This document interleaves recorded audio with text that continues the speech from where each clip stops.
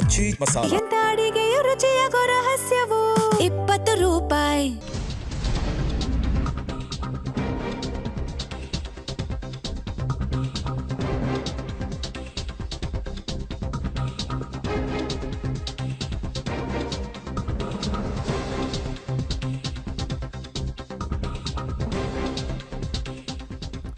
ಆನ್ಲೈನ್ನಲ್ಲಿ ಆಸ್ತಿ ದಾಖಲೆ ಸಲ್ಲಿಕೆಗೆ ಸರ್ಕಾರ ಸೂಚನೆಯನ್ನ ಕೊಟ್ಟಿದೆ.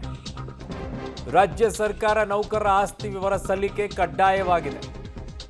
ಮಾಡಲೇಬೇಕದನ್ನು. ಎಲ್ಲ ಇಲಾಖೆಗಳ ಅಧಿಕಾರಿ ಸಿಬ್ಬಂದಿ ಆಸ್ತಿ ವಿವರ ಸಲ್ಲಿಕೆಯನ್ನ ಮಾಡಬೇಕು. ಅದು ಕಡ್ಡಾಯ. ಪ್ರತಿ ಮಾರ್ಚ್ ಅಂತ್ಯಕ್ಕೆ ಆಸ್ತಿ ಹೊಣೆಗಾರಿಕೆ ವಿವರವನ್ನ ಸಲ್ಲಿಕೆ ಮಾಡಬೇಕು. ಆನ್ಲೈನ್ನಲ್ಲಿ ಆಸ್ತಿ ದಾಖಲೆ ಸಲ್ಲಿಕೆಗೆ ಸರ್ಕಾರ ಸೂಚನೆಯನ್ನ ಹೊರಡಿಸಿದೆ. ಈಗ ಪ್ರತಿ ವರ್ಷವೂ ಕೂಡ ಅವರು ಏನೇ ಗೋಲ್ಡ್ ಪರ್ಚೇಸ್ ಮಾಡಿದರು, ಜಾಗವನ್ನು ಖರೀದಿ ಮಾಡಿದರು, ಏನೇ ಅವರ ಆಸ್ತಿಯಲ್ಲಿ ಬದಲಾವಣೆ ಆದರೂ ಏನಿದೆ ಅನ್ನೋದನ್ನು ಪ್ರತಿ ವರ್ಷವೂ ಕೂಡ ಸಲ್ಲಿಕೆಯನ್ನು ಮಾಡಲೇಬೇಕಾಗತ್ತೆ. ಅದರಲ್ಲೊಂದು ಅವಕಾಶ ಹೇಳ್ತೀನಿ ಕೇಳಿ, ಯಾವ ರೀತಿಯಾಗಿ ಮಾಡಿರ್ತಾರೆ ಅಂಥೇಳಿ. ಅವ್ರು ಏನೇ ಇಲ್ಲ ಅಂತಂದರೂ ಈ ವರ್ಷ ನಾನು ತೊಗೊಂಡಿದ್ದೀನಿ ಅಂತಲೇ ಹಾಕ್ಕೊಳ್ತಾರೆ. ಏನು ಮಾಡ್ತೀರಾ? ಭಾಳ ಇದ್ದಾವೆ. ಅವರವರು ಹೇಗೆ ಬೇಕೋ ಹಾಗಾಗಿ ಮಾಡ್ಕೊಂಡು ಹೋಗ್ತಾರೆ.